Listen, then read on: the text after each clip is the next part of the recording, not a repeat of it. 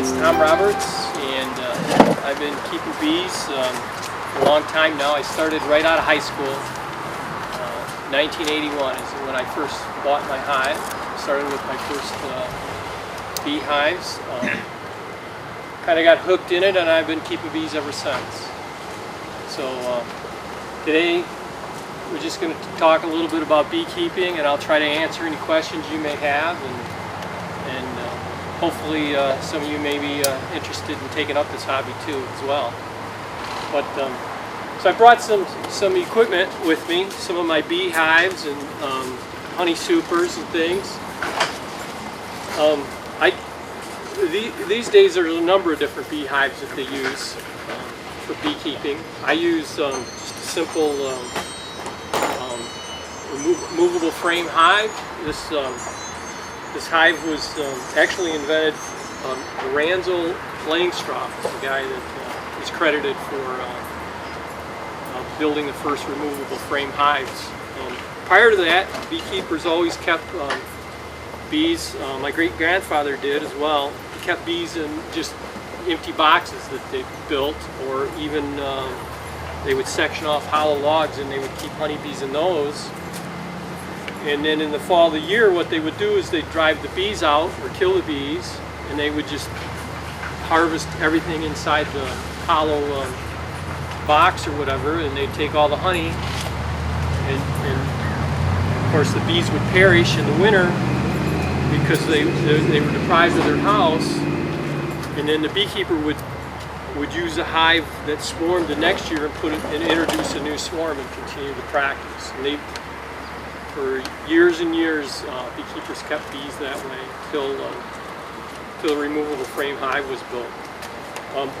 The advantage of this type of system is you don't destroy the beehive. You don't destroy the hive when you get in, so you can maintain the hive. You can pull frames out of here. There's 10 frames in these boxes. 10 frame standard hive.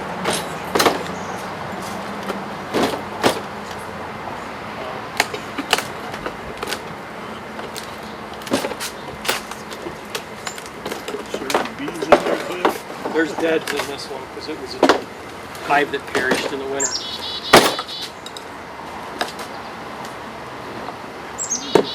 And then you can put new bees in these. I've had bees in them. They'll clean them all up and start from new. But so we use these hives. Typically, when they purchase the bees, they come in a cage like this, 3-pound cage, and it's just like this one here. And in that cage, there's also a queen cage. And they'll have a queen in here, and there'll be a candy at one end, like my photo. And you would literally take the queen out, you uncork the end with the candy. You put them between the frames and you shake the bees out just like the photo. And the reason you do it that way is when we buy these, this is a queen cage with the candy on the one end. When they put these hives together, that queen didn't necessarily come from this hive because of the way they commercially do it. They'll have a queen breeder that actually runs and makes numerous queens out of one queenless hive. And they'll use those queens, and once they hatch and mated and start laying eggs, they'll put them in these cages, and they'll shake 3 pounds of bees into these cages from another strong hive. And that's the swarm that you buy when you first start getting started in beekeeping. And once you get her in that hive, then you just shake the rest of the bees out in the hive. They'll be shook like that, and then in a couple minutes they'll drive down and you can put the hive back together. And then over time you come back and you check. After a week or so, you make sure these queens are out. They won't be laying eggs right away, but once they get out and get acclimated to their hive, they start laying eggs. You check them in a couple weeks later, and your eggs, you should have frames looking like this, maybe not that full of eggs, but you'll know the queen's laying eggs. And then over time they build up. So when you start in that new hive with that package of bees, there's roughly 10,000 bees in here, adult bees. You buy them by the pound? You buy them by the pound, and typically you get them 3-pound packages. Some guys sell them in 2-pound packages, but typically you get them in 3-pound packages. And then as we call brood up, as they start multiplying, a good queen will lay a couple thousand eggs a day. So they expand pretty fast. So usually like it takes 21 days from the egg to hatch into an adult bee. So it'll be another couple weeks after that you get a couple brood hatchings, and then it'll be time to add more space because the bees will literally fill this hive full of bees once the brood starts hatching. So then I use these 9 5/8 deep supers or hive bodies. More and more people are using shallower ones because they're a lot lighter. These things can weigh about 90 pounds when they're full of honey. Yeah. I started a hive this spring. 2 weeks ago, I had a 10-foot high mini tornado over the top of my hive. Can you tell me what happened? Oh, that was bees? All bees. They were pouring out of the bottom hole like a water faucet. They were swarming? Did they? They just went, they kept going in a circle, and I kind of panicked and I left, and when I came back later on, there weren't too many bees. So what they did is they swarmed on you. So your hive was overpopulated, and they filled up their space with bees and brood, and the queen didn't have any more space to lay eggs. So once they get congested like that, it's a natural response for them to swarm, and that's how in nature they repopulated areas, by swarming. So what happened is about half your bees and that queen that you had in that hive flew off. Okay, so I should have put that other box on sooner? Well, once they swarm, you got to put them in a different box. You can put them in a different box. So you should have, they were new bees this year? That put them in probably the first week of May. Yep. So probably middle of June, you probably should have had to put another box on, or into June. They'll fill it up that quick? Oh yeah, yeah. Yep. When you get your new bees, do you supplement with the water, the sugar water? Absolutely, yeah, Okay. I feed them. Yeah, I feed them sugar syrup. And I can use these entrance feeders with package bees. And they just use a quart mason jar. And they go right in the entrance of the bottom board. This is the bottom board, by the way. Bottom board, brood chamber. This is the inner cover. Put on us. And then this is the cover, telescoping cover that goes on. But I just feed them like that with package bees. I keep feeding them until especially if you start them on foundation. Yeah. Yeah, I just keep feeding them at least until they draw out all the foundation. Oh. Yeah, you can just keep feeding them. I had a question. Yeah, I was just going to ask, when do you stop feeding? I stop feeding when I super them. When I put honey supers on. So. What's that? You feed them all the way to the time you put honey supers? Oh yeah. You do? Yeah, especially if they're on foundation. Yeah. Okay. Yeah, because we had foundation. Okay. Yeah. I'll stop feeding them if I have honey up here. You could stop feeding them. Okay. But it won't hurt to feed them. Yeah, right. Honey supers on, especially with foundation. You want to keep them on feed. There was a question what foundation was? Oh yeah. So when you start these hives, they don't come. These frames don't come drawn out like this. The bees drew that out. So what I started with was a frame like this, just woodenware. I prefer woodenware actually to plastic. You can buy all plastic frames and just put them in the hive, and the bees will draw them out. they actually prefer wax foundation. They do a lot better job. But you put these together, and then this is the foundation that goes on them. And it's just honeycomb. It's just pure wax, and it's oh yeah, it's edible. And it's put in wires. This is what they call crimp wired foundation. And then this goes in this frame. On this, you pull this wedge apart, and those hooks go on the inside of that wedge, and they're nailed up. And then you put the body around it, and then you cross wire it with wires. So when you're all done, it looks something like I got one. When you're all done, it'll look like that. And then you put that in, you start that in the hive, and the bees will draw that out.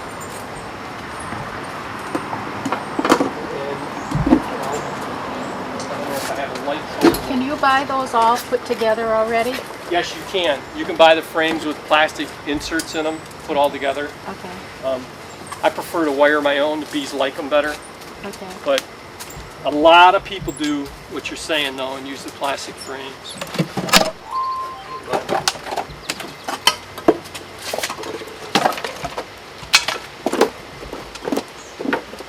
So once they draw them out, Okay. it's similar to that. And then they would fill this with, this is actually came from a honey super. So I cut the cappings off and spun the honey out of it in the centrifuge.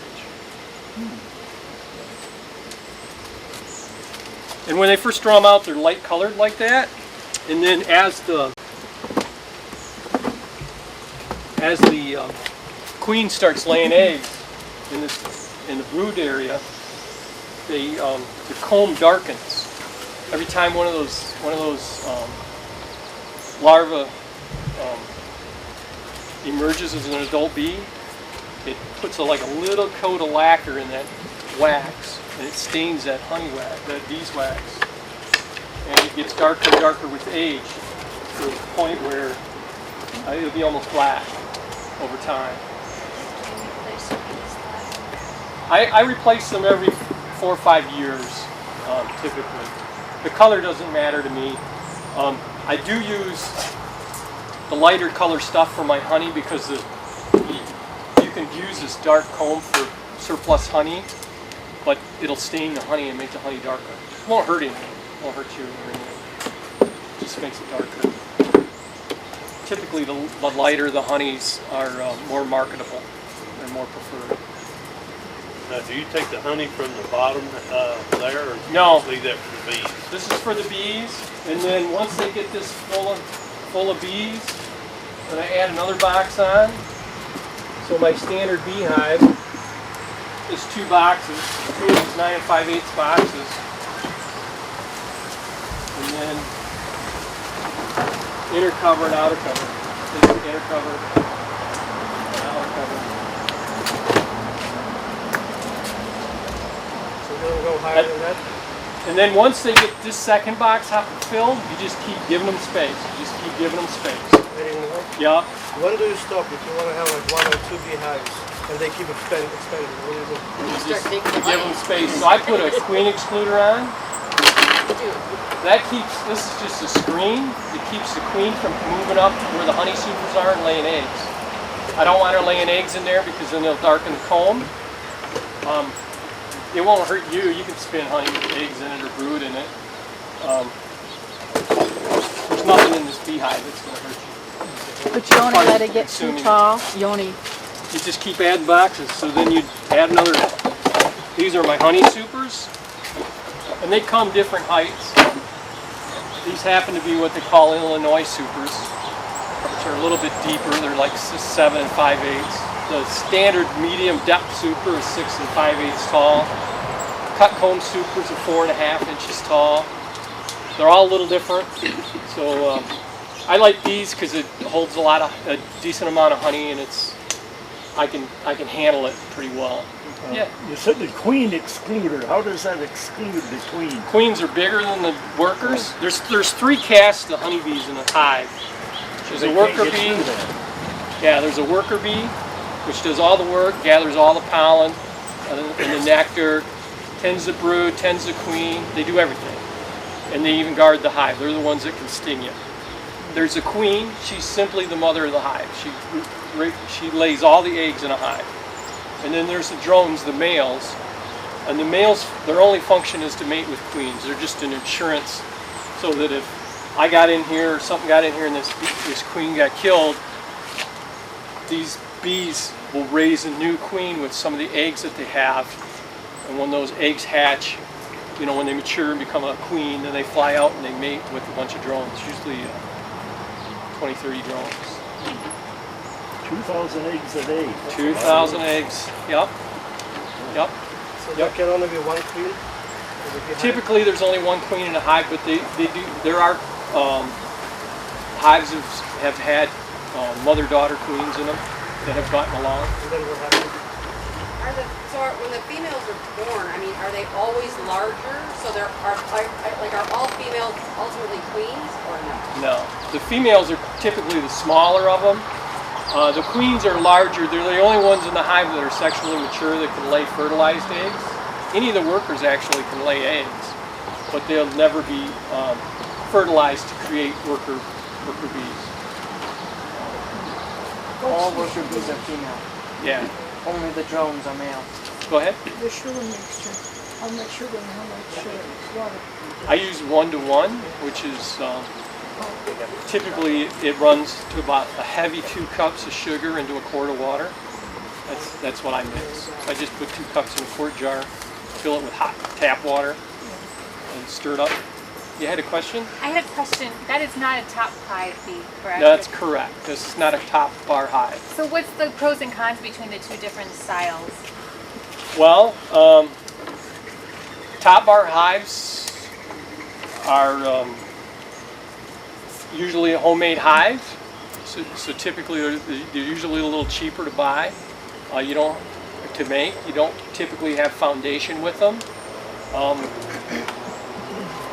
These removable frame hives, I prefer these better. These standard hives, you can get this equipment anywhere in the United States. This is just a U.S. standard. The other thing is with top bar hives, the bees have to work sideways. And in the winter, especially up in Michigan, bees, in the winter, they start their cluster down here, down bottom of the hive. And then as the winter progresses, as they eat honey, they move up. They naturally want to move up the hive just like they would move up a log. And so their honey is always on top of them, their stores that they have for the winter. With a top bar hive, they actually have to go sideways. They don't like to go sideways, and typically they'll starve. We have a top bar hive in Kalamazoo at Tiller's International that they've put bees in for a few years now. We haven't had them live a season yet. But it's a pretty hive. You said you're from Kalamazoo? I'm from Clarkston area. Oh, okay, but I teach a class in Kalamazoo in the springtime at Tiller's International. Oh, okay. Just a 2-day beekeeping class, hands-on class. Oh. How many hives do you have? Right now I have 5. Okay. But I started out in '81 with 2 hives. And if you get into bees, I really recommend you start with 2 hives. That way you always have one you can compare to the other. And you can always take, like I can take a brood from one hive and move it into another hive, and it just gives you a lot more options with management. But then I decided I really liked it, so then I bought 20 more the next year. And then I got a job from a commercial beekeeper, and we would work 150 hives a day. We worked bees every day, unless it rained. And then we put together frames and foundation. Go ahead. So when you say a hive, 2 of them, you mean 4 boxes? Yes. Or, okay. Yeah, each one of these stacks of boxes is considered a hive. So a hive of bees has the equipment, whatever equipment you put in there, plus a cluster of bees. That includes mostly workers, a queen, and some drones. That's one hive, yeah. Go ahead. Do you work with any of the free flow? I work with what? The free flow honey? No, no. I don't see how that, I'd have to see it to believe it. Because when you It's on see YouTube, I was looking at it the other day, and I mean, you don't have to use the swinger to get the honey out. yeah, a centrifuge like I have. Yep. Yeah, they just turn a knob and the honey flows. But I don't think it's going to work. I've Because got Too good to be true. does it work? I have no honey in it yet. I actually had what he had happen earlier this year. I put my bees, my packaging in 3 pounds, probably mid-April. And mine swarmed on me about the first week of June. They kept appearing on the front of the hive. It started, it just kept massing. And I'm reaching out to 2 buddies of mine that have had bees now for a number of years. That's when you had a really hot spell. They were doing probably 90 degree heat. And it just kept, and then I came home, it was gone. That flow hive, it's got the window on the side. Prior to them swarming, that was packed full of bees, just solid. After they swarmed, they were all gone. So I bought another queen, marked the queen, I put her in there, and she was released at the end. Just because I didn't know what to do at that point. Right. So Did she take? yeah. But I don't have honey in my flow hive yet. Yeah. They're working. I checked before I came here, but there's still not a lot of bees in there. If I had to guess the number right now tonight, 100 in there maybe. Oh, just a cup? Like What's that? just a cup of bees? Yeah. Yeah. You're gonna need more bees. Oh yeah. Well, no, that's just up in the flow. I've got my bottom box, which is the Sea Plains Raw box. That's totally full. I had a second brood box. Oh, that's full of bees too. That's full of bees. That's almost all full out. Yeah. The numbers are bad, but I have no money there. So the flow hive is just the super you put on top? I'd like to know how it works because bees gum everything up. Yeah. Yeah, I've got no honey yet. All my buddies they're extracting honey and everything right now from this convention stuff. I did take my queen excluder off. The flow hive in their early testing said that they didn't use a queen excluder. Right. But one of my friends said he doesn't use something like that. He doesn't like, bees don't like to go through that, but so I actually pulled it off and they're getting into the flow more heavily now. Right. Now there's probably some truth to it. For years I never used them. As long as you have a honey cap in your hive, typically the queen won't go through a honey cap. The nice thing about the excluder though is you can super them anytime. So you can do it when it's convenient for you as to when it's the right time for them. So When they swarm, typically how far away are they? Is there a standard when they swarm as to how far they're going to go from where they started? I don't know that there's a standard. Typically they just go to a nearby branch and then of course they send out scouts. They send out scouts to look for a hive. Likely going to move again. Yeah. They usually you'll see them within nearby the hive. They'll usually be within the sight line of the hive, where they'll cluster into a tree branch or on the side of a house or building or something, and then from there they'll send scouts out to different, and the scouts will go out and look for hive locations. Some of them already may have discovered hive locations in the past when they went out looking for nectar and snooping around at things. And then those scouts will, it's quite a little, it's an interesting study, but the scouts will come back, they'll come into a hive like this, and they'll travel across the hive and they kind of get a feel for how big the hive is and how much space it's going to be. And they'll come back to that cluster of bees and they'll actually do a waggle dance. And then another scout will come back from another prospective home and he'll do a waggle dance, and then over time it could be within a few hours or a few days, they make kind of a consensus of where they're going to go and they pick one of those locations. It's quite a little thing. If you have a swarm of that queen in one box, if you put out another box, an empty one, is it possible that swarm will pick that instead of the phone? It's possible, yeah.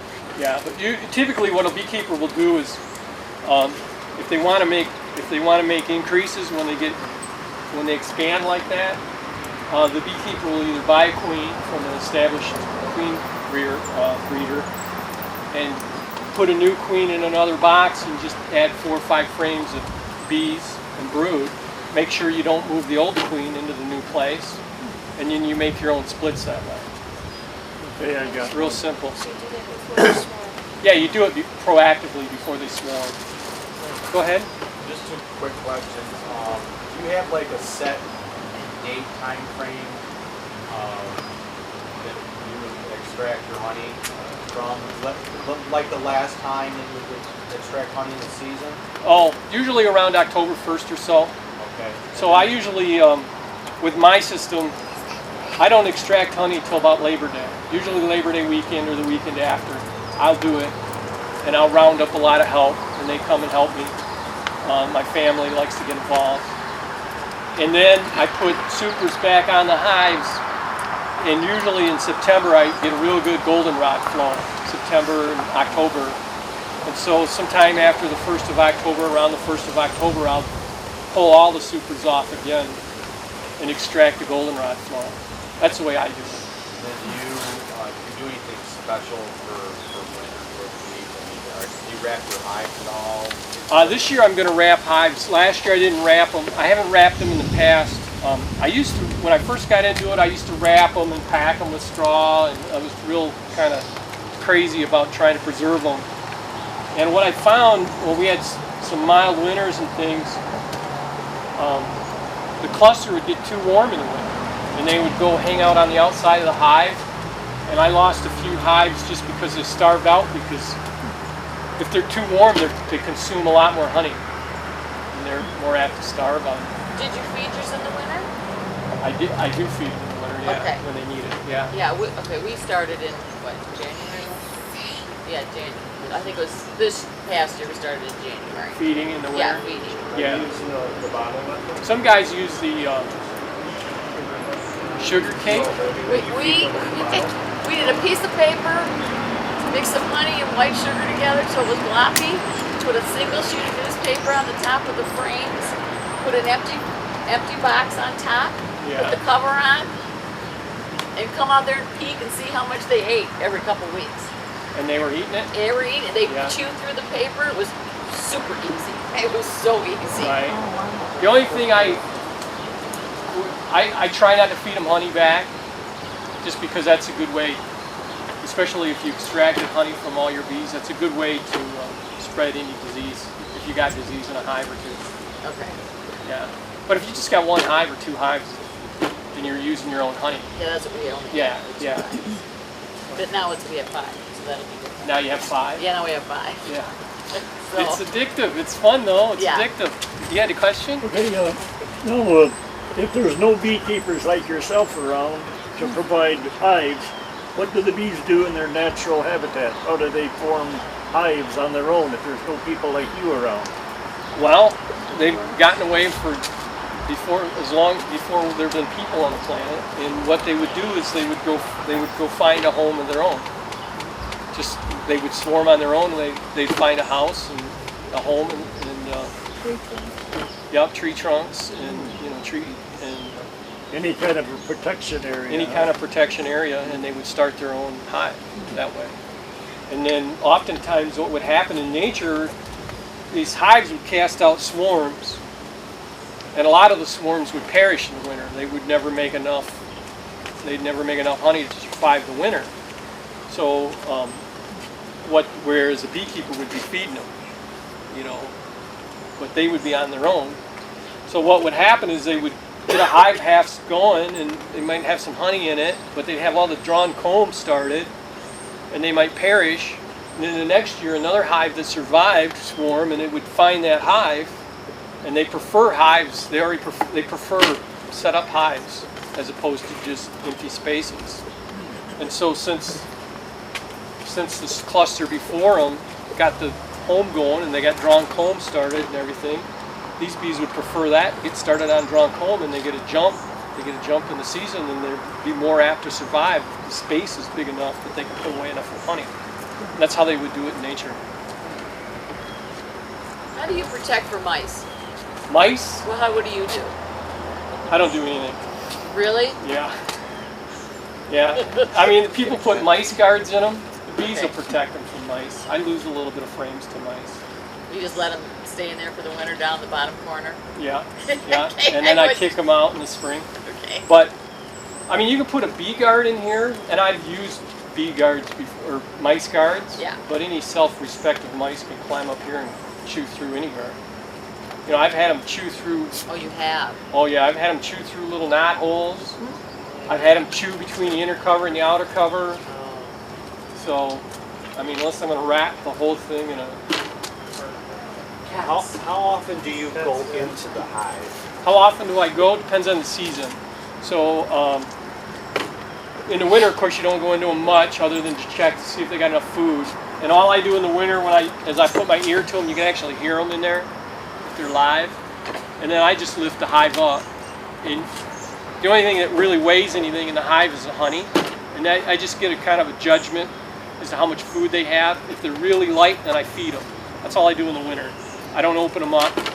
And then as the season progresses, usually the latter part of February, first part of March, usually when it starts getting in the 40s, I tell people maple sap time. You know, about the time maple sap is running, I know the queen's going to be in here starting laying brood and wanting to brood up and raise a bunch of young so that they'll be ready when the first bloom comes out, when the apple blossoms come out, when the dandelions come out. So at that point I start feeding them. And I feed them to keep that queen laying eggs. I don't want them to starve. And typically in Michigan, March is the worst month for bees. That's when they typically starve up. They're brooding up. They're using a lot of energy. They got to keep this hive really warm in the spring. Brood has to be around 92 degrees, 92, 94 degrees. Otherwise it'll chill. So they have to keep that hive pretty warm. So it takes a lot of energy for them to do it.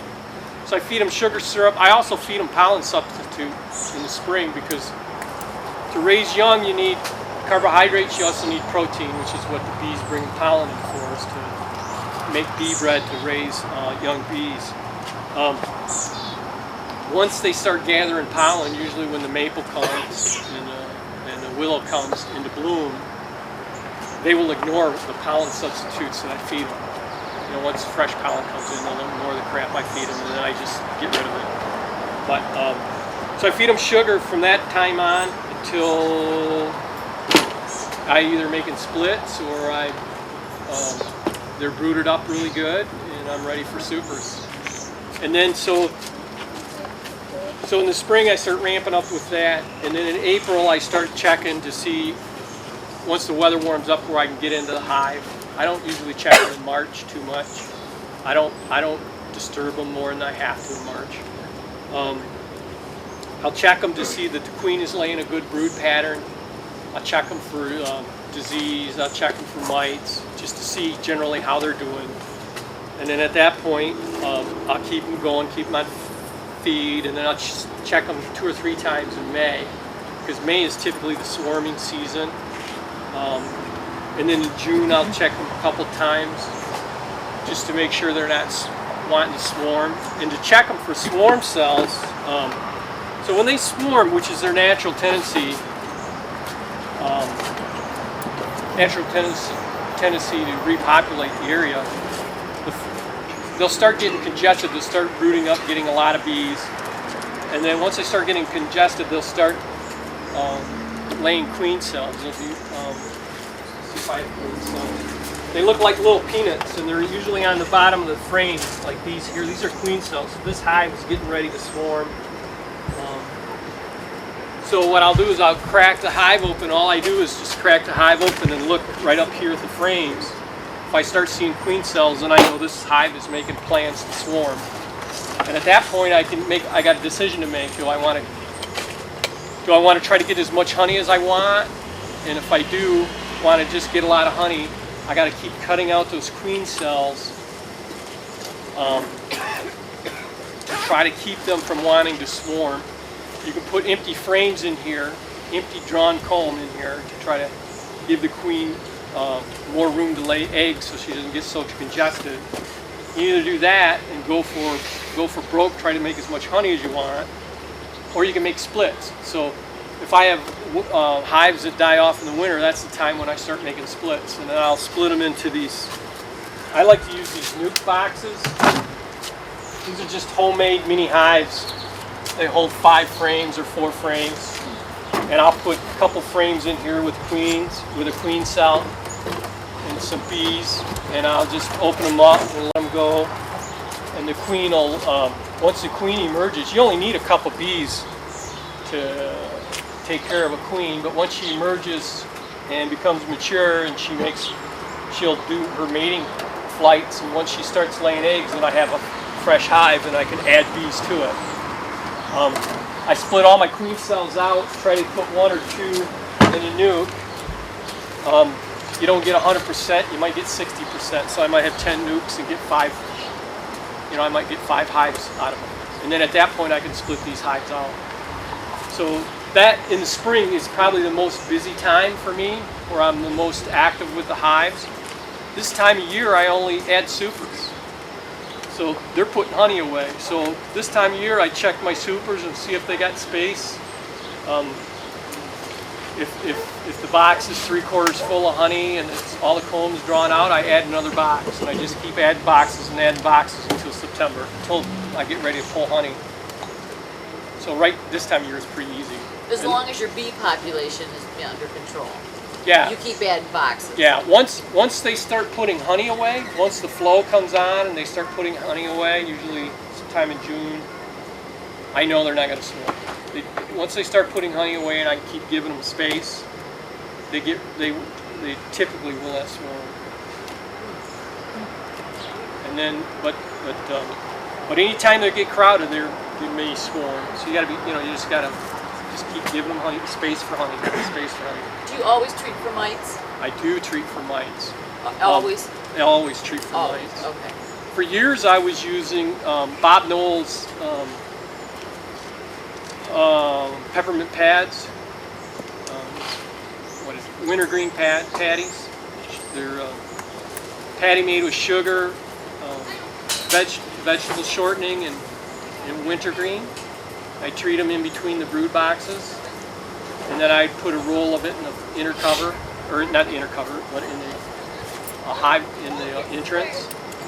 And the bees that, when they track over that wintergreen, the varroa mites don't like that wintergreen, they fall right off. Really? Yeah, but you gotta be proactive, you gotta keep on them. And when you start putting it in, when you do it? I would do it from spring on. You do it all season? All season, yeah. So you're picking up between the boxes and putting it in between the boxes? Mm-hmm. And it comes like in a sheet? No, you make it. You make it? You make it. You put down some paper, usually wax paper. Okay. You make them into like a hamburger patty, like 2 or 3 in a hive, just depending on how full the hive is. Just keep adding them and adding them and adding them. So you put sugar, like wintergreen, like oil, wintergreen oil. Yep. Not the flavoring, but the oil. The oil. Yep. And what else you said?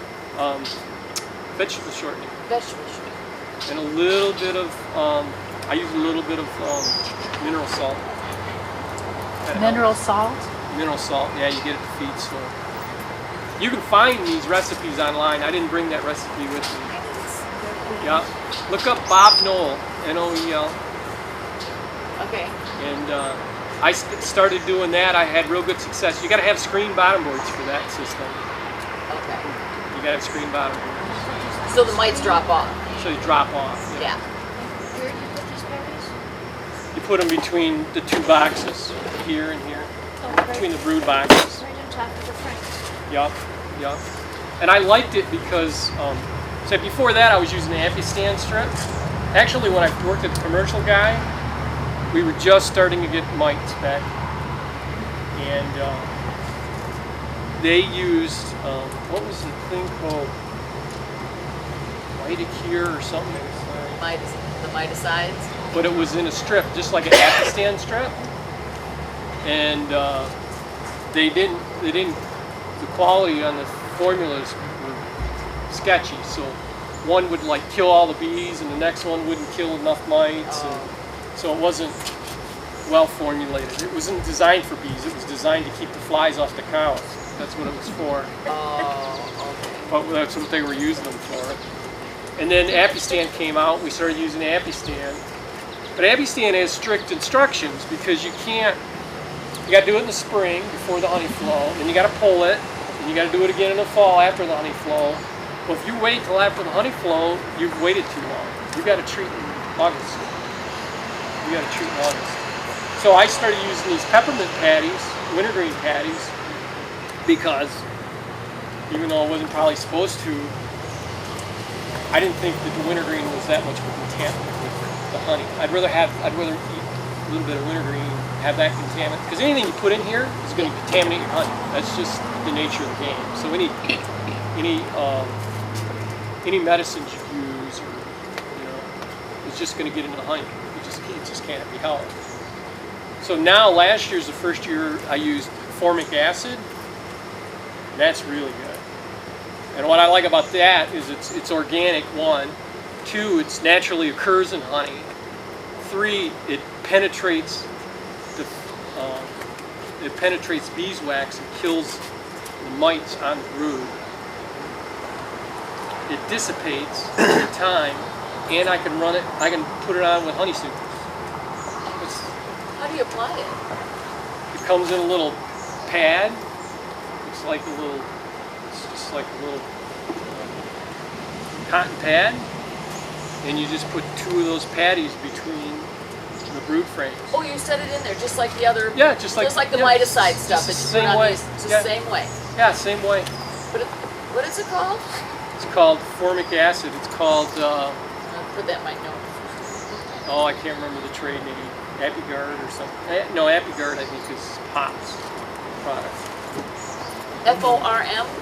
Formic? F-O-R-M-I-C? Yep. Yeah, how do you operate your centrifuge? You put the... So with the centrifuge, it's, do I have it here? Nope.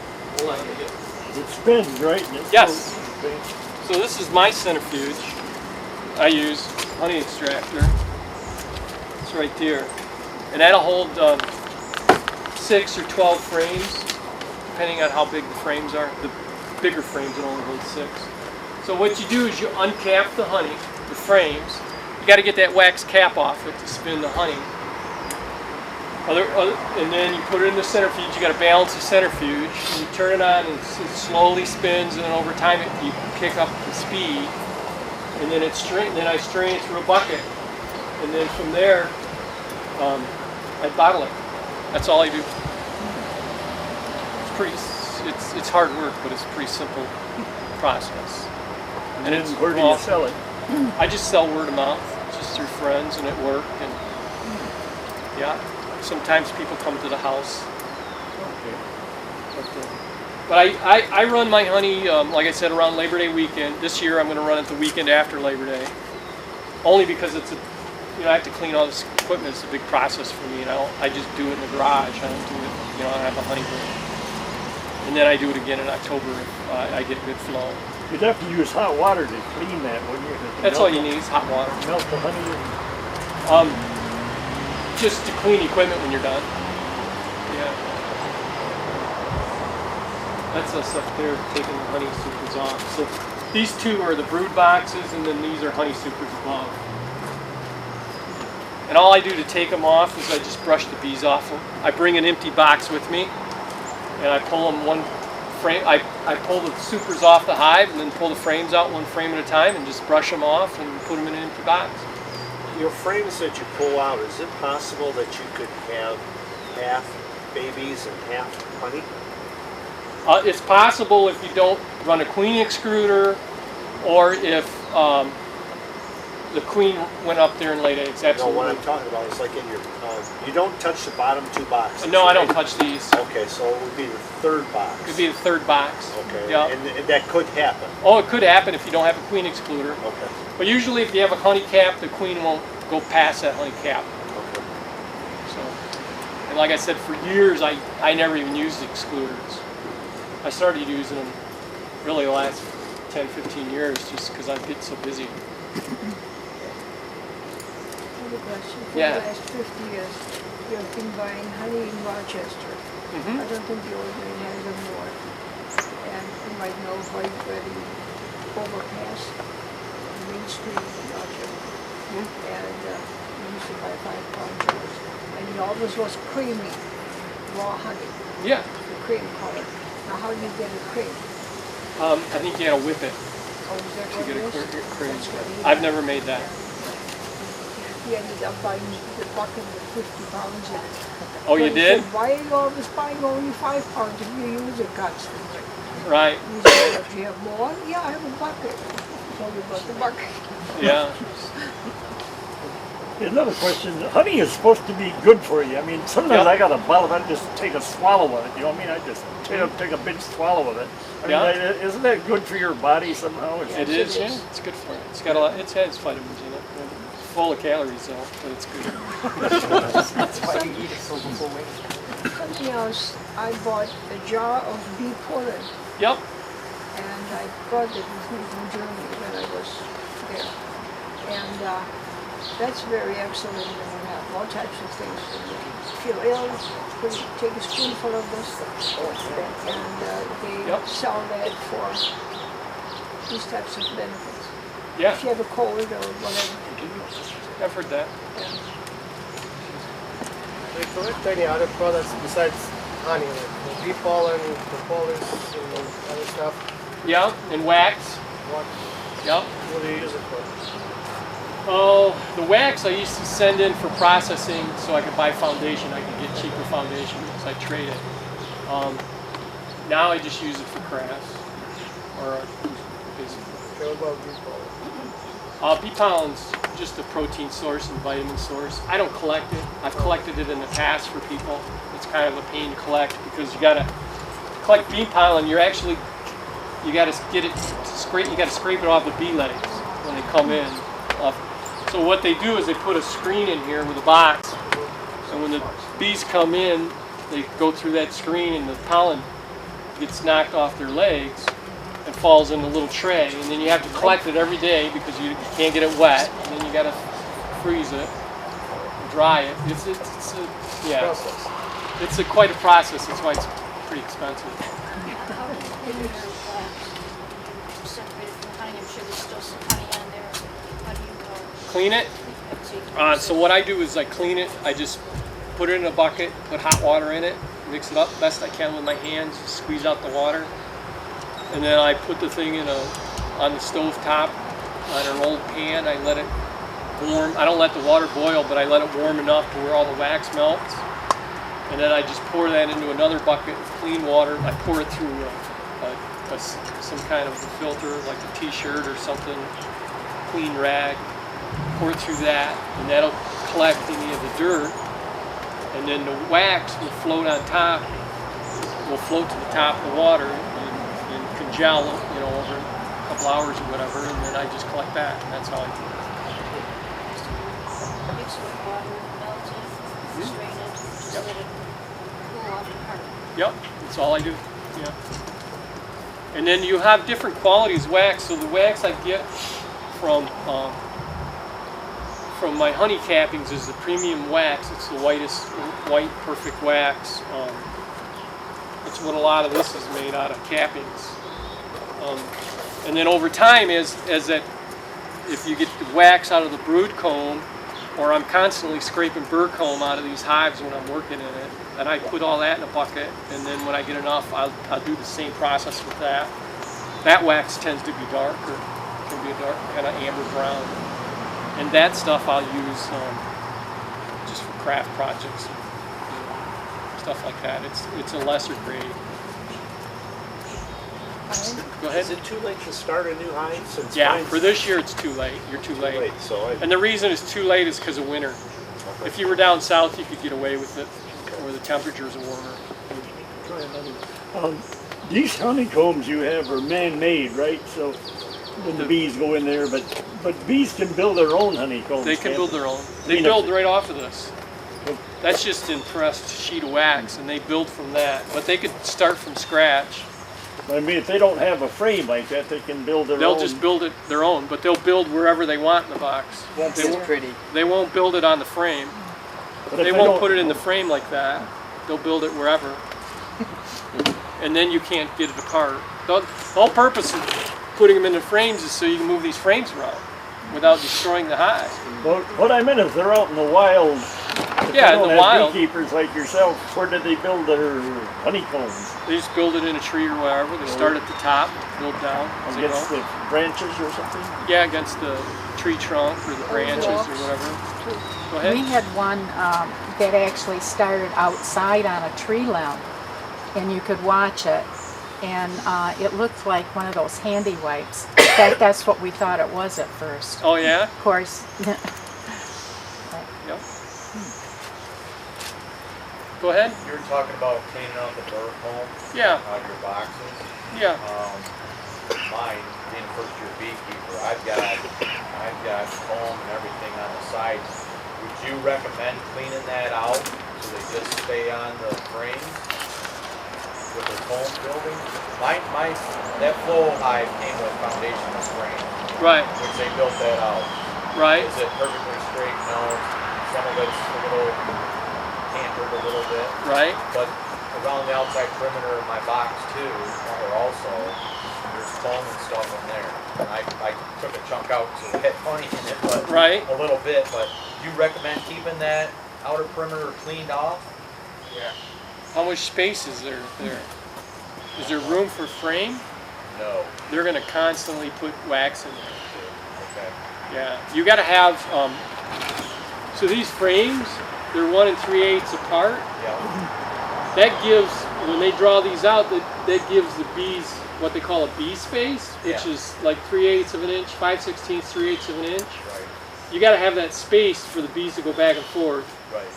If it's too wide, they'll put burr comb across it. Like if these frames are out like this, they're going to burr comb it, or they'll put a comb between the two. I've seen both.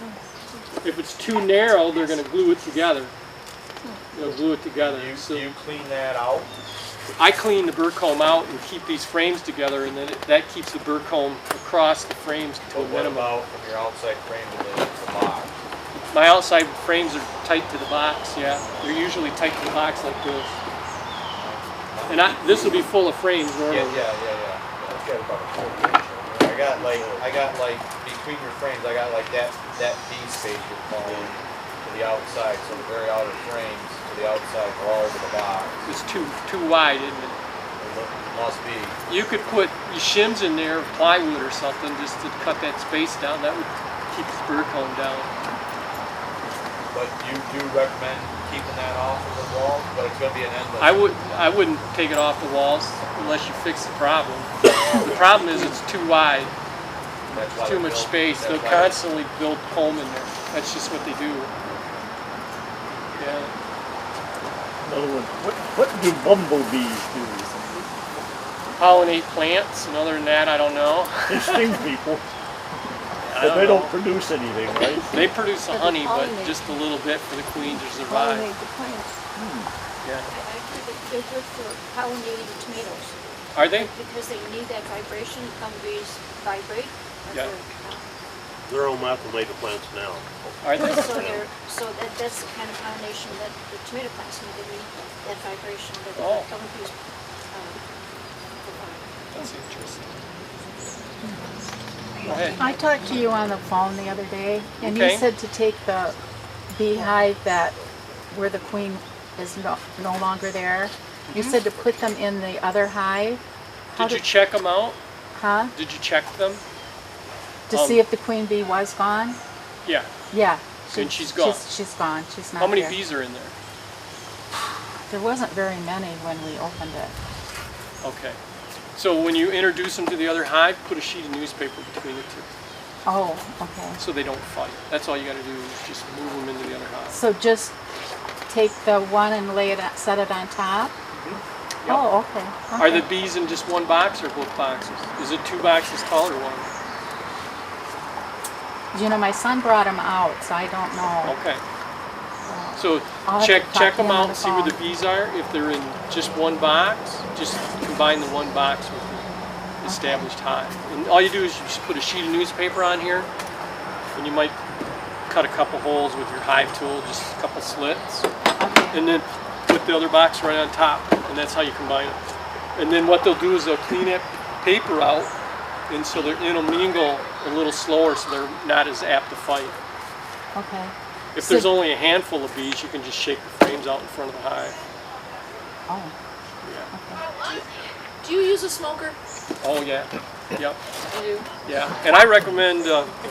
I saw he had one. Just because he had one doesn't mean you use it.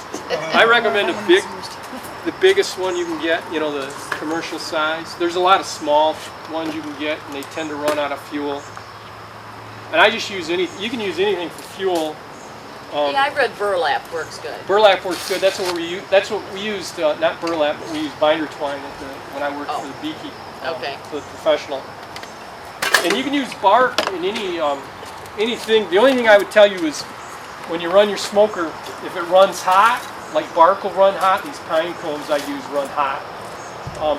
Put some green grass on top to filter the smoke. That'll cool the smoke before it gets on the bees, so you're not apt to scorch them. That's the only thing with the smoker. So I always put a lot of green grass. Keep the temperature down. Keep the temp down. Okay. What about newspaper? Burns too fast. It burns too fast. I started with a newspaper. Okay. I get newspaper going, and I just use pine cones, just because I have pine trees in the yard. So, but you can use. I've used rotted bark. I've used cattail. Well, cattails are kind of hard sometimes to get going. But I've used straw. I've used grass clippings. Just. And you're not concerned about how it slows the hive down a little bit? No, not at all. No, I use most beekeepers, especially beginners, don't use enough smoke. Why do We you haven't need used smoke? any yet. So Yeah, see what I'm saying? What's that? I don't understand why you need smoke. Smoke calms them down when you're working with them. Oh, okay. This time of year when the honey's going, you can kind of play it fast and loose. Because when they're bringing a lot of honey in, they're happiest can be. They're most happy when they're working. And when they're bringing a lot of honey in, I've just gone out there in shorts and t-shirt, no veil, pop the cover, and put another, if I'm not digging into the hive, and putting a super on. So, okay, you've been doing this for lots of years. Yeah. So we have a mad hive right now. What do you mean they're They're hot? angry. You mean? They're angry. Yeah, okay. Like you get near the hive, And they're chasing you? they're chasing you. The old beekeepers tell you the meaner the bee, the more the honey. Well, that's actually what we heard that already. We don't use a smoker. Well, we haven't used one yet, but we are going to use one to try to get in the hive to make sure that the queen is still there. That there isn't some other reason. So can you, in your past, when a hive gets mad or is pretty aggressive, let's call it aggressive. Okay. Do you find that to be a warning sign, or do you think that's just because they're making lots of honey and they're doing lots of stuff? Oh no, I've had hot hives like this all my life. I've had hives where I could hardly work them. I had to put a suit on. Oh yeah, I always put a suit on. Yeah, I've had to put a suit on because I get chased out of the yard. Yeah. And so what makes a hive aggressive? The genetics, the bees, genetics. The only way you can cure it is to re-queen it. But the hive I had, the queen ran. I couldn't find her. And the bees were all in my face, and they were all over. So what I ended up doing, I was freaked out. So I bought a queen. I bought a queen. I couldn't find the old queen to re-queen it. So what I had to do is bank the queen in another hive, and I put if you can't find the queen, just put a queen excluder between the two boxes. That's what I ended up doing. And come back like 4 days later, see where the eggs are. If you start finding eggs, you know the queen's in the box with the eggs. And then you start pulling frames, frame by frame by frame, until I found her. I finally found her, killed her, introduced a new queen, and then of course it takes a month or so for them to calm At that down. point then, yeah. Yeah, it would take you the rest of the summer for them to calm down. Yeah, well there's a lot of bees in there too. But if you haven't been working them with smoke, try smoke. That might, you'd be Well, surprised. that's what we're gonna do Sunday. We're gonna finally get back in. But I was freaking out. I mean, those bees were all over my suit, and I just kept walking away, and they kept hanging on, and I'm like going, Yeah. you know. I've had them follow me too and hang on. And bees are myopic, which means they can't pick you out when the wind's blowing. They can't pick you out of the trees. So if you go in the bushes somewhere, You can lose them. You'll never outrun them, but if you can get into the bushes No, I when wasn't. it's I knew windy, better than to try to outrun them. I just walked away. I've done that. Yeah. Okay. But and you can always like, if especially you only got a couple, you can always wait another day. You know, if they get hot, you wait another day. That's okay. Sometimes they're in better mood the next day for whatever reason. But you don't. Okay, so it could be the queen issue. It could be just the temperament. Could be the temperament. Not necessarily that they're too crowded. Right. It could be that they're maybe you had a skunk in there at night or something before, or they were agitated all night long, and you just picked them on a bad day. But they're all right next to each other, the hives. Yeah. But it could still just be one hive. Yeah. Yeah. Well, we absolutely. definitely have skunks. It could be skunks. You'll see. Are your hives low to the ground? We have them up on platforms. Oh, you don't have skunks. As long as I used to keep them on blocks. For years I kept them on blocks. And then the skunks would come up and they would scratch at the hive, and the bees would come out, see what's going on, and when the bees come out, the skunks would eat it. Eat the bees. And they'll clean out a hive in a couple nights. They just keep scratching, the bees keep coming out. Well, what I learned is if you raise these hives up a little bit, and most of mine are close to knee high. Yeah, that's about what Then the skunk has to get up on its two hind legs, and if the bees can get to its belly, they'll sting it. That's where it's vulnerable. And once they get to its belly, they can chase them away. Yeah. Go ahead. There's different kind of bees. Which ones are better? Oh my gosh, that's a long debate. The most predominant honeybees are what they call golden banded Italians. Yeah. But there's Russian honeybees that are supposed to be better for mites. There's some of them are more aggressive. Oh yeah, they have different traits. They definitely have different traits. Yeah. Which ones do you have? I got Italians. They're the predominant honeybee. Pardon? I purchased my bees from Blanche Barber out in Davisburg, and they truck them up. They truck them up in the springtime, usually a couple times. So what time is the best time to buy? Well, usually you get them around tax time, around the middle of April. Yeah. Yeah, you want to order them early though. There's a huge demand on honeybees because the bees aren't living through the winter very well. So you want to order early. So you typically order January if you can, or February. Online. Yeah. Is there a specific place that's better for beehives? You know, like around the... Yeah, I like to put your beehive. I like early morning sun, afternoon shade, close, some water source close by, and a windbreak. That would be ideal. And like up on the edge of the wooded area? Oh, that'd be perfect. Yep, facing east or south. When you buy bees, how do they capture these bees in order to send them to guys like you, Oh my God, it's quite a... So what they do is they get these boxes, and they put this box on a scale, and they're out in the big bee yard, and they've got 50 hives behind, the yard. They send guys out, and they take these frames full of bees, and on top of this box they have a metal funnel, and then on that funnel they'll have a queen excluder somewhere in that funnel. They take these frames full of bees, and they literally shake the bees into that funnel, and they just keep shaking and shaking and shaking, and then when the scale reads 3 pounds, they put the queen box in here. That queen box goes here, and then they have a tin can with sugar syrup. They put it in here, and they put a board on here, and they hit it with a stapler gun, and then they put on a truck, and they just keep going and going and going. They just keep shaking bees from boxes. They just keep going until they depopulate all these hives. But you have to have hives first before They gotta you have get the hives, bees, right? Yeah, they gotta have hives. And down south, they just raise bees year round. They have the weather for it, so the queen never stops laying eggs. There's no winter. And they keep feeding. When I bought my nuke this spring, it came with the 5 plates in the box. Yeah. Yeah. And I just removed them from a cardboard box. I know, and stuck them into the hive. That's the easy way. That's the easiest Well, way. it wasn't so easy because coming home in the truck, Yeah. they started to get out of the box. Oh, they Thank did? goodness I had the bee suit in the front seat because I threw it over the box. When 2 or 3 bees got loose in the truck, I put all the windows down, and when I got home, there was about 25 bees underneath my jacket.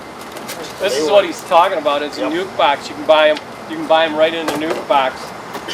And you put 5 frames of bees in here with a laying queen, and they come like that. And the entrances are screened. This was probably a screen for an entrance. The entrances are screened, and you just pick them up, take them with you, and that's a hive ready to go. And then all you got to do is transfer the frames into the box and shake the remaining bees in there. These are more advantaged. This is a better way to go than buying packages. It's more money typically, but the bees are already got to start. They already got 5 frames, so they're ready to go. And you just keep feeding them. Go ahead. All right, so I've done just minor research on starting this. This is a project I want to start next year. Great. So 6 hives. Oh man, that'd be great. Well, I mean 6 boxes. For the 2 hives, go 3 tall. Oh yeah, at least 6. Yeah, after 6 heats boxes. you could get away. Yeah. I don't mean 6 hives. Yeah. Yeah, you'd want 6 boxes. So when would be a good time for me to start it? To build the boxes anytime before the mid-April. So you're going to be ordering bees in April. You can build, if you're handy, I prefer to build my own equipment. It's just a lot cheaper. Right. The only thing I don't build are frames, just because it's, I can get these for less than $1 a piece. And then I just assemble them and put wire foundation in them. You can do that any time of the year. So yeah, you could start any time. There's plans on the internet, or you can buy a box and deconstruct it, reverse engineer it. Yeah. Go ahead. To start from scratch, how expensive is it? So bees this year, bees cost me $110 a package. Okay, so you got to buy bees. So what that's about $110 a boxes, package. frames, tools, suit, the machine for pumping? These frames are wired and ready to go, probably $2 a piece. The boxes I think are $15 roughly. So it's probably a couple $100 in equipment and $100 and some bucks in the bees. Suit and hat. You don't need a suit. You just need a veil and gloves and a smoker. That's probably $150. So what are we, like $500? What Get about started. this machine for the honey? What I'd recommend is find a bee club. Find a bee club, and you can rent those things. If you only have 1 or 2 hives, you can rent them, or find a beekeeper friend that has a smaller one that will loan you. So it's not worth buying it for a couple. Yeah, I wouldn't buy them. Or you can go with comb honey. Yeah, you can make comb honey. You can start with comb honey, and you just either chunk it up into combs and sell it in combs, or eat it that way, or you can crush it and run it through a sieve. So it just drains itself. Yep, and you drain it that way. How much honey do you get for one? Oh man, first year you'll probably get under 100 pounds, maybe 40. My first year that I did it ever, I got 40 pounds of hive, so I got 80 pounds of honey my first year. I was told not to harvest it. Depends on how much honey you got. Depends on how much honey you got, because you're going to leave them 70 pounds of honey, which is basically this box mostly full of honey. Top box mostly full of honey. Leave them for the winter? 30 pounds. Oh yeah. They consume about 20. Times $7 a pound on the market, or 8. Yeah. You make your equipment quite fast then. Yeah. But if your bees die, Yeah. you got to take care of them. Go ahead. Who you said you shake those bees into that funnel? Yeah. What they keeps do them it. from flying away? Oh, some fly away. They fly on you. They fly up in the air. It's a big mess. Yeah, they fly. They fly everywhere. They come back? Yeah, these guys are in suits and stuff, and usually they hire a bunch of help, and these help keep running bees back and forth all day long. They got a bunch of hives behind them that they've been feeding and bringing up. Oh yeah, it's a big. There are going to be bees everywhere. When I work with a commercial beekeeper, we move bees, and I've had bees so thick on my veil I couldn't see outside. they were just everywhere, all up and down my They bee get suit. stung a lot. I don't typically get stung a lot, no, a couple times. But you're wearing a suit. No, I wear shorts and a t-shirt and a veil. And they? You're looking at my bee suit. We went in bees today. Yeah, but he would, let me tell you, he wouldn't go into an aggressive hive dressed like that. Yeah, if they get hot, I come back. Really? That's it? Long sleeve shirt. Yeah, long sleeve shirt. Yep, sweatshirt. And a veil. When I'm doing honey, when I'm extracting honey, that's when they're more apt to be. 2 times that they're most aggressive is in the spring when I'm doing my first. They're kind of stressed. There's no nectar coming in. They can be a little bit defensive. So I'll wear a sweatshirt and long pants. And if sometimes I'll tuck my socks over my pants so they don't crawl up my legs and sting me. And then in the fall year when I'm doing honey, especially my last run in October, they can get testy in October. September, it's iffy. Sometimes they're testy, sometimes they're not. But both times I'll wear jeans and a long sleeve shirt. That smoker. I always use a smoker, almost always. The only times I never use it is just to put supers on. Or if I'm checking if I got a real weak hive, then if I'm raising queens or doing that kind of stuff, I'll pop open without a smoker. Typically, yeah. Do you cut the grass around the I hives? pull the grass around the hives. I cut it with a mower and then pull the grass. Okay. Does it aggravate them when you? It can. Running the It tractor? doesn't me. I mean, the ones in my backyard, I keep them in the backyards. They're not aggravated by the mower. Oh, okay. But I've heard stories of people getting stung pretty bad from mowing by them. Bees are so sensitive, it's amazing. They're just amazing creatures. But when you're walking up to the hive, just walking up to the hive, they sense the vibration of you walking up to the hive before you even do anything. They know you're there. But they're pretty docile. Just don't walk in the front of Go ahead. I heard that when you are tending your bees, that you should not be dressed in anything dark because they might associate you with bears. I've heard that too. I've heard that too, and for years I used to wear a bee suit, and I don't know. My old boss had a wool hat that he wore instead of a veil, instead of a beekeeper's hat, and the bees would get after that wool hat. They didn't like the wool hat, but that's the only thing I've ever seen where they really didn't like. I've heard that there's a shortage of bees, or that bees Absolutely. are dying off. They are dying off. What's causing the Well, problem? they got a number of culprits. Mites, varroa mites, and tracheal mites.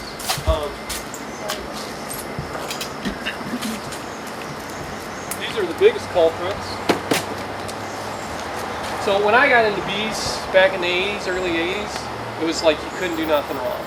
I mean, they thrived. If you lost more than 10% of your hives, you were doing something wrong in the winter. Usually you weren't giving them enough honey. But now, back in, I think, 87, we started getting this tracheal mite. We didn't know what it was. Our bees were crawling out and suffocating and dying in droves in front of the hive. And we found out these were tracheal mites that came from Europe.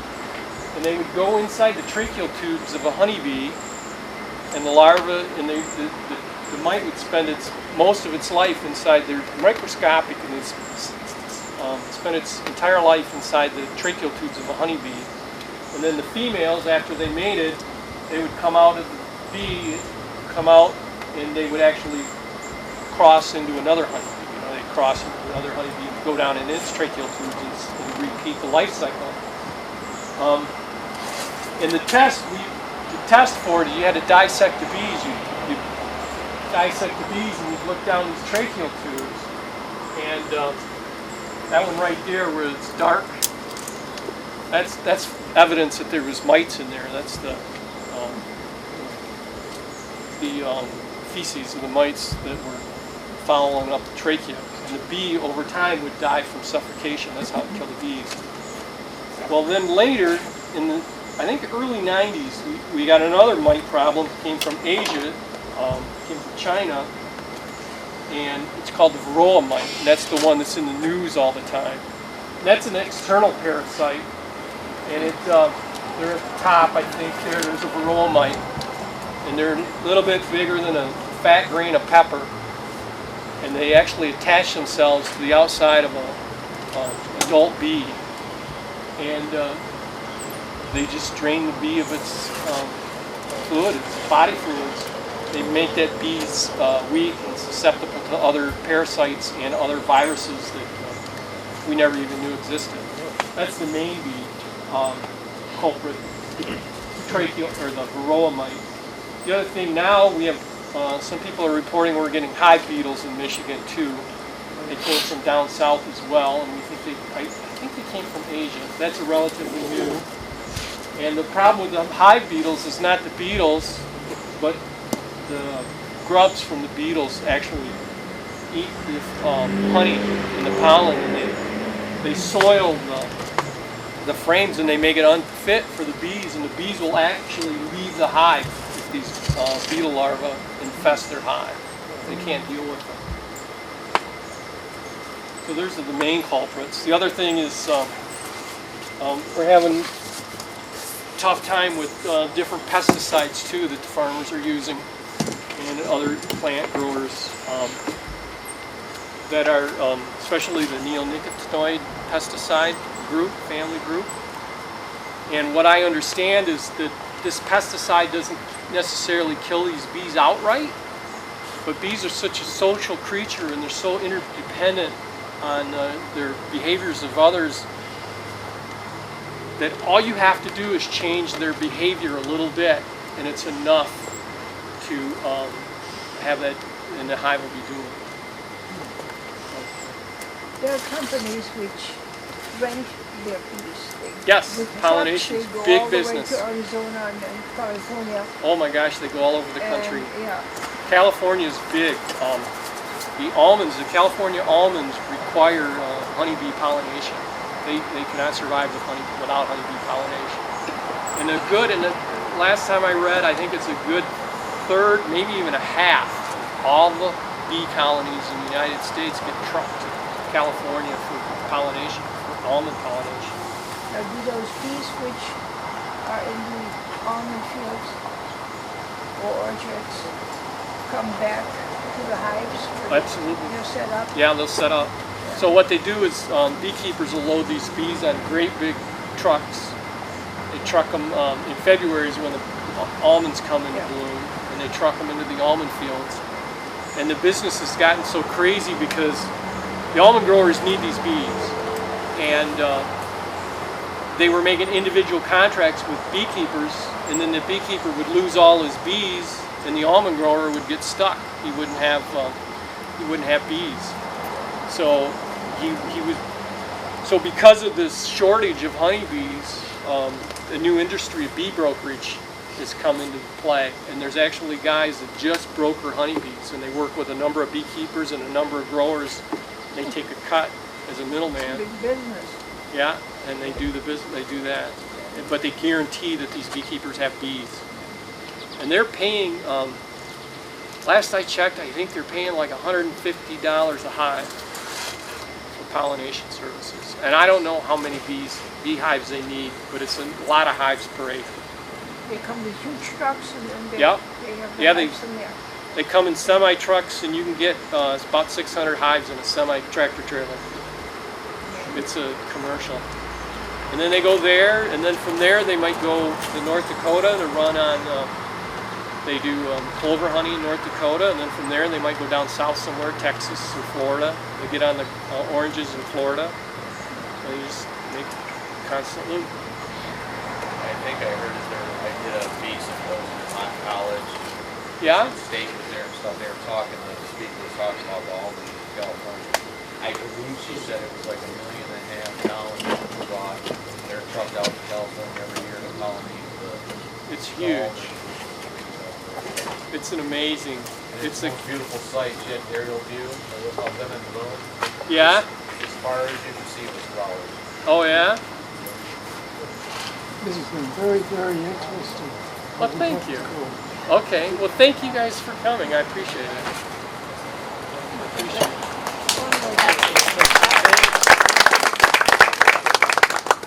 In Arizona, often leaving the newspaper, somebody was outside, suddenly they are attacked by a swarm of bees. Yeah? And they have to get the fire department and the ambulance because they're very aggressive. Most of the time the people end up in the hospital. Yeah. They are regular bees, but somehow it must be a mixture. The African ice honeybees. There's some African ice honeybees in Arizona and Texas area. They're quite aggressive. Yeah, they are very aggressive. Tonight I want to go home and open up my hive, the one that swarmed on me. Yeah. You think it's a good idea? Yeah, before dark, yeah. Before dark? Yeah. I'm just curious. I don't know what's in there because the traffic has gone down substantially. Yeah. And one of the other questions I had, I noticed when you put your feeder in up here, you don't have a blocker in front to reduce the size of the hole. I do reduce it. You do? Yeah, I do. And And when I feed in the winter, I feed on top. You feed on top. Yeah, because Okay, the cluster keeps wanting to move up. So how do When you you feed do them on that- top? So what I do on top is, I think I got a photo of that. So I use Yeah, it's up on the inverted mason jar Top right. right here. I just use some sticks. I put it on the inner cover, an inverted mason jar with sugar syrup. I use the wide mouth jars. You're leaving the cover off when you do that. No, what I do is I put another box on top and the cover on the second box. Oh, That's what I do. Yeah, it typically won't. It typically doesn't freeze on me because the bees inside that hive is pretty warm. They're in the winter when I start feeding them, usually in February or March. This is how I feed them. The only thing I add when I'm doing this is I add pollen. And I used to make pollen patties, but I don't do that anymore because one time we had bad weather. I didn't want to open the hives. So in an emergency, I just dump dry pollen on top of the hive cover like that. And I found the bees would come up and take the pollen and take it down. So now I don't even make pollen patties. This is the way I do it. I just feed them sugar syrup, feed them pollen substitute. It's the dry pollen, right? Yeah, it's dry pollen substitute. I don't even mix it. Our girls didn't even touch it. Really? They didn't like it at all. Well, I do have some hives that won't like it. Okay. And once they start taking pollen in from the maples, they'll leave it alone. Yeah. And at that point, I get rid of it because that's an invitation to grubs. No. You can get, yeah. You had mentioned the syrup from the maples that you had to feed them once in a while. The pollen, you mean? I feed them the pollen in the spring when I feed. I feed these to the overwintered hives. When I dump bees in April, I don't feed them pollen because by then they got natural pollen out there and they'll ignore this if they got good pollen. The maple sap is when the tree starts to pollinate. So that's when you it's the timing, not what you feed them. So how often do you feed them in the winter? Well, I'll lift it, and anytime it's light, I start feeding them. Anytime it's what? If this thing is light, if I lift that up, like in January, if I lift it up and it's light, I don't feed them sugar syrup in January. What I do in January is I dump, instead of pollen, I just dump granular sugar all around that entrance of that inner cover. Oh. And they'll come up and take the sugar down. Some people use sugar blocks. Some people will make these sugar cakes and put them on the hive. I haven't done that yet, but because I've always made sure I had enough. I've had enough honey in the frames for it. But even so, every hive has its own personality. So one hive will be real good about consuming their honey, and the next hive will just eat it up. They just have a high metabolism. They eat it up. So you have to go out in usually around January, usually around Christmas. After Christmas, when I get a break, I go and I check, and put my ear to them and lift them up. Keep the snow off of them? I don't typically, but a lot of guys do. But one thing I do is I make sure they have entrance at the top. So, or some kind of ventilation at the top. It's behind your cover. It's inside your cover. So all my inner covers, there's some kind of ventilation. So they'll use this. Is there a reason you put it on that way? Because I've got mine flipped around the other way. I don't know. Doesn't matter? Doesn't matter. Bees don't care. Bees don't care. I've got some inner covers that got holes in the side of them, and the bees will go through the side. I've got And when I buy this equipment, well, I only bought these boxes back, well, I've had these for a long time, but when I bought them, the only reason I bought boxes as opposed to making them myself was because it was cheaper to buy the boxes at the time than to buy the wood. So I just bought the boxes. But I like to put these handles on them. I don't like these handles that come with the... They're carved in? Yeah, they're just... I kind of thought that too. They're a pain. Yeah. I like a handle on the top and the bottom. Then I can set them, if you just have one handle, like a lot of commercial guys just put one handle down. And in fact, they'll put the handle lower than what I put. But if you got them on the top and the bottom, you can just set them down.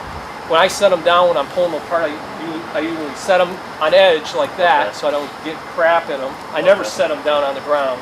Okay. Or I'll have my cover down, like I use this as a table. That's why I recommend flat covers. Okay.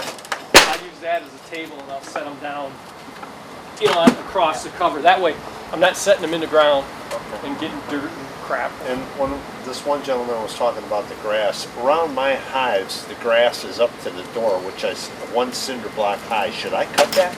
Yeah, I cut it, get it out of the way. Absolutely. Okay. Cut it, or a lot of times I just pull it as I'm out there working bees. I just go and pull it out of the way. Okay.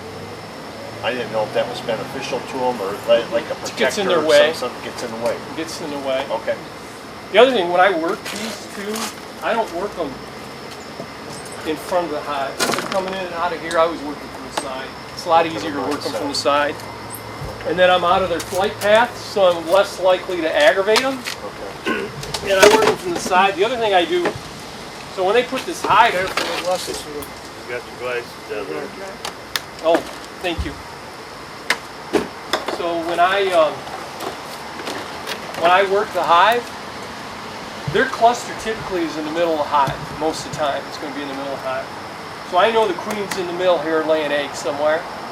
So I typically will pull the second frame out. Well, I start with this frame, pull this and get this out of the way.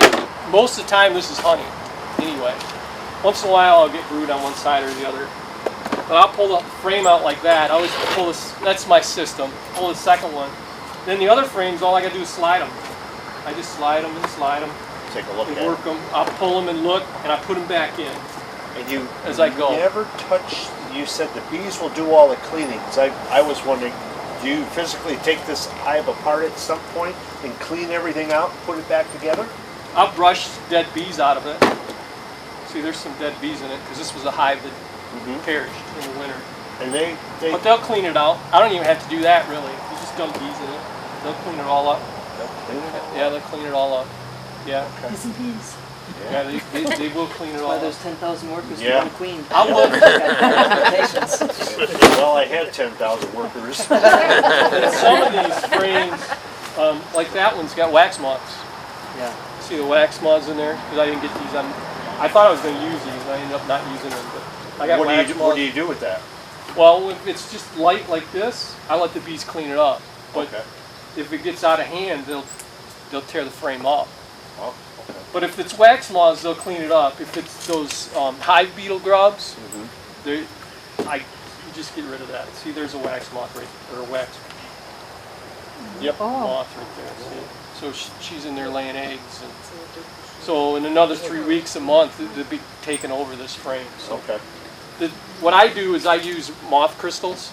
So I got 2 stacks of hives, and I put moth crystals in. Wax moths, they really like the dark comb. They won't touch the honey.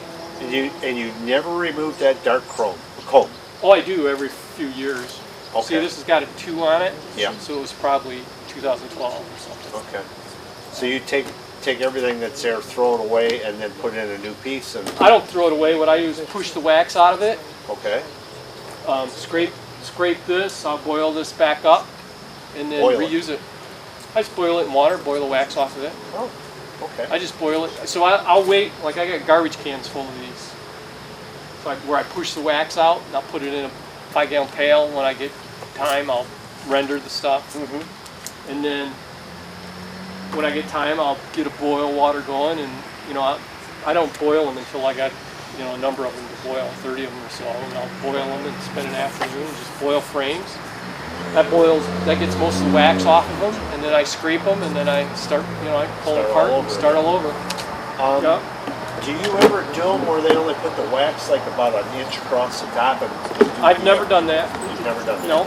Okay, No. so you use the whole frame. Yeah, I use this crimp wires foundation is what I use. Yep, you talked about that earlier. But I am going to try for cut comb. Kelly Bee came out with a frame. When they did those top bar frame hives, the top bar has a V groove in it, and then they put wax in it. Okay. Well, Kelly has a standard frame with those V grooves on the top bar and the bottom bar. And I'm going to try those for comb honey to see how they work. Because that's a pain. Putting comb honey in the frames is a real pain. Okay, when you were talking about harvesting honey in the fall, and you talk about comb honey, how can you extract comb honey from that? I don't extract it. What do you mean you cut it? I just cut it, put it in it. But so you're actually cutting out that you've got wire going through the center of that, though, not right? in comb honey. Not in comb honey. That's the difference. So this is built to be run in an extractor. Okay. The comb honey is just, in fact, the comb honey comb is even thinner than this. It's real thin and real flimsy, and it doesn't have any wires in it. Okay. And so the bees don't care if there's wires in it or not. They just draw it out, and then they make their honey. And then I take that whole frame out.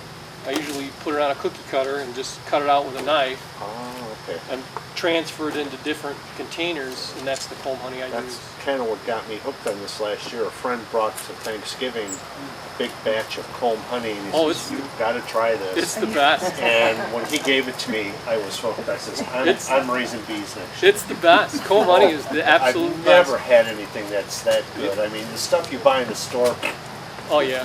This stuff, oh God, it's just off the hook.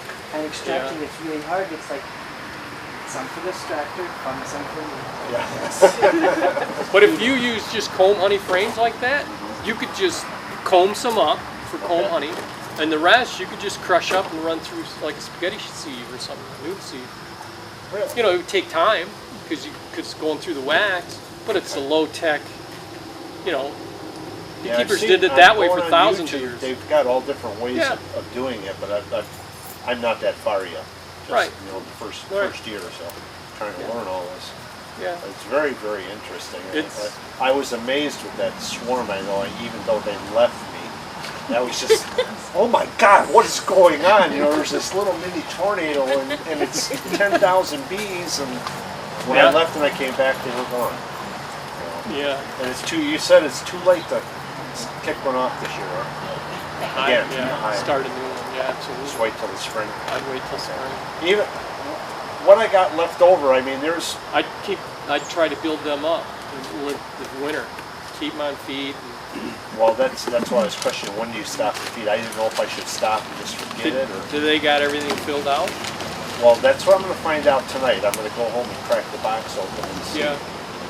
I still got bees going in and out of it, but not I-75 what I had before. Right, I understand. Okay, Tom, you're not going to like me for this, but I bought this at Sam's Club now.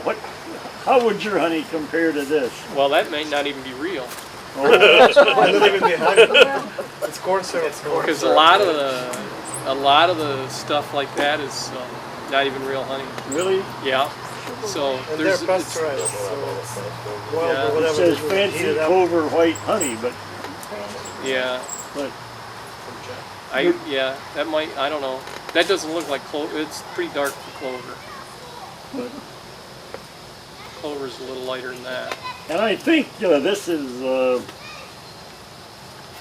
2.5 pounds. I think it was about $8 for this. It's pretty cheap. Oh my God! That's why it's cheap. It's not real. Yeah, it's not real. Yeah, that's about a price per pound. Yeah. That's about a price per pound. So it's not real honey. Probably not. I wouldn't. Is your honey always running like this, or it crystallizes eventually? It's interesting. My clover honey stays liquid for a long time, but the other stuff I run, the goldenrod honey, that crystallizes within a month. And it's neat. I like the clover honey. Is real light color and has a real mild taste to it. And the goldenrod honey has a little bit of a bite to it, has a little bit of tang to it. It's a different taste. It's really good. I like them both. Yeah, they different honeys. And if you go to different, I go to different areas. I try to buy a sample of jar of honey just to see what the local native honey tastes like, because they all have different flavors to them. Is it true that honey never goes bad? It doesn't go bad as long as it doesn't. As long as it's capped. As long as it doesn't get any water in it. If it has too much. What's that? You can get infection there or something. Not infection, but It doesn't spoil enough. Yeah. or something. But you have dirty hands and you stick your finger there. Oh, right. It's gonna go back. Bacteria. Bacteria. Yeah, but honey will, it'll actually suck the water right out of bacteria to kill it. It's They used amazing to stuff. use honey back in the old days for wounds and Yeah, stuff. they did. pour honey on it to kill the infection. So. Yeah, they still use it for burn treatment. A friend was called, a swarm of honey was somewhere, and the teacher called for help. And she was called, she was a biologist, she was called to get that swarm of honey, of bees. Yeah? And I'm not sure how she did that. How did she get the bees into She probably shook them in a hive. If they're in a tree, you just shake them in a hive, just like you'd shake a package of bees in a hive. Same thing. And what's interesting, so when you run with a package or you run with a swarm, it doesn't matter. Yeah. Once the bees start accepting their hive, they'll come out on the outside of the hive. I had a picture. Or maybe I don't have it here. They'll actually start fanning. So she put a hive there, is that it? Yeah, she put a hive there and shook bees in it. That's what she did, put the bees in the hive. But when they start accepting the hive, they start fanning. I had a picture of them.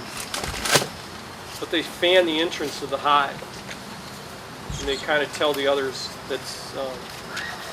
If they swarm, is the queen bee with them then too? Yep, absolutely. Okay. Yep. Yep.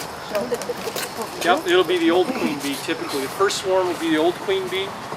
And then if they're a huge hive, they'll cast what they call after swarms. And every other swarm that comes out after the first swarm, they'll swarm with the virgin queen. And the swarms will be progressively smaller in size until they depopulate the hive to a point where they're satisfied. So the hive that's abandoned, and the swarms come out of that hive will raise new queens? Yep, that's what they do. The old queen will fly away, and this hive will have queen cells in it, like in that picture with the little peanuts, queen cells. And the first queen that emerges, she'll go around there and kill all the other queens. And she'll dig into the side of those other cells and sting them, and kill them. And then once she's satisfied she's killed all the other queens and she's matured enough, then she'll start making flights. So and then if mate in the wild. you want to raise queens, you have to take those queen cells out so she doesn't kill them? That's exactly what you got to do. You want to raise your own queens. So you can raise more queens. Yeah. Where do you put them? You just put them in another box with more bees, and they'll bring them up.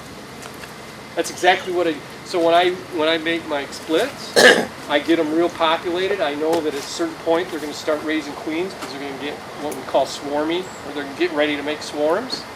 And I depopulate them myself before they swarm. And I depopulate them. I'll take a couple frames of bees, put them in one of these boxes. I got like a dozen of these little boxes. And in one of the frames, I'll make sure that there's at least one queen cell in it.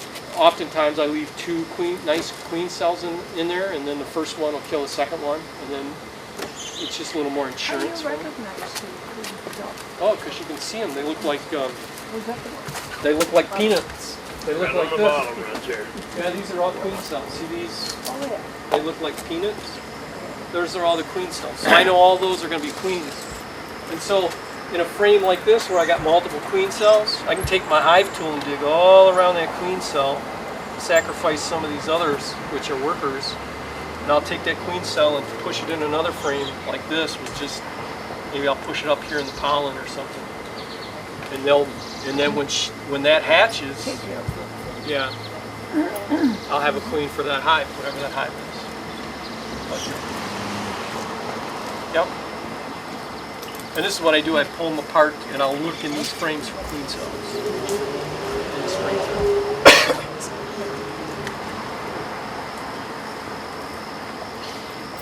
So you said typically in a healthy hive there's about 10,000 bees? When they start, there's about 10,000. These hives, when they're full of bees and honey, there's 60,000 bees or more. 60 to 80, somewhere in that ballpark.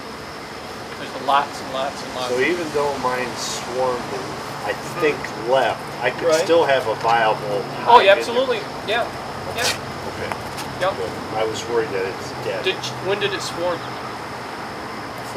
4th of July. Okay, so you should have a queen laying by, well, no, it's been 2 weeks. Yeah, you should have a queen laying eggs by now. Okay. So And I went into that top box, but the only thing I found was it looks like there's honeycomb to the lid. You know what we were talking Yeah. about, that opening? Yeah. It's just random. yeah, there's spots bird of it. comb up there because your lid's too far away from the frames. Your lid's too far away from the frames, so they'll put the bird comb up there. So should I flip? Remember I was questioning why you had your lid flipped over. It's Yeah. 'cause mine's the opposite way. Should I flip it back? Yeah, over? if you're getting bird comb, absolutely flip it the other way. Okay. Okay. So it's Can I upside take down. that off? The lid? Yeah, you can take it off. That bird comb. Oh yeah, I scrape it off all the time. Okay. I'll do Yeah, that you tonight. constantly be scraping it off. Eat it? You can eat it. Absolutely. You can It's eat clean. it? Absolutely. Yeah, it won't hurt you. There's nothing in there that's Why? going to hurt I just didn't know if it had any value or anything, because I would. I'll give it a you. try. You can eat it, yeah. Okay. Yeah, Is we it did that. bird comb? Is it wax? Yeah, it's honey, it's wax, and sometimes there'll be honey in there, and sometimes there'll be brood in there. It just depends.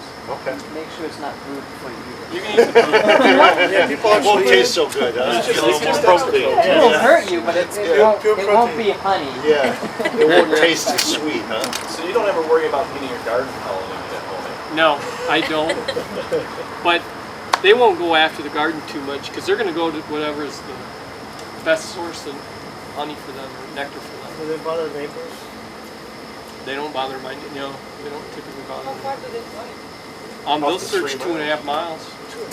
All a long ways looking for nectar. Yep. No.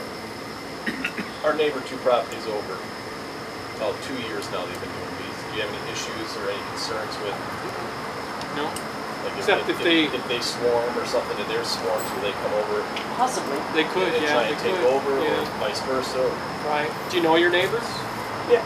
Yeah. So the only issue would be is if they had diseased bees, your bees would get into theirs, or if you had diseased bees, their bees would get into yours and spread whatever. So will with the 2 hives, will they just be back and forth with each other? And Yeah. Well, the drones, in the summer, the drones go anywhere. So they go from hive to hive. They're always looking for queens.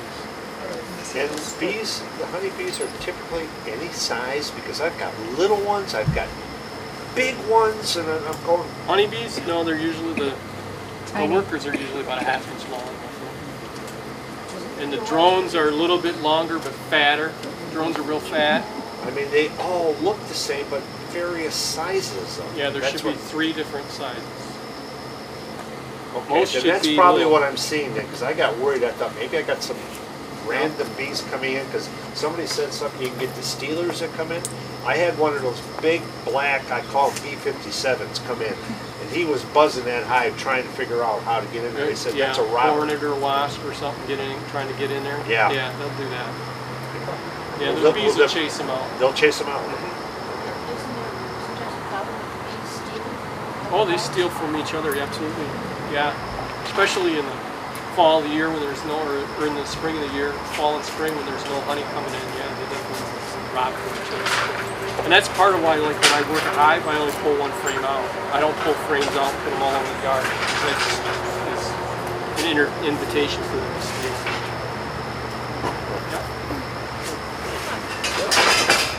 Yeah, one last question. Yeah.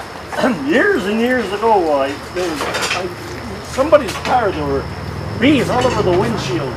You know, where the windshield wipers are, the windshield was covered with bees. Why would they swarm on a car winch? I mean, the guy couldn't get in his car, you know? That's what they chose, I guess. I'm sorry I asked so many questions, but it's just interesting. That's fine. That's what I'm here for. Thank you for coming. Thanks for coming. We're burning daylight. Yeah. Anything? I can give you my name. I have business cards. I didn't bring them. But I'll give you my name. I rushed to get here.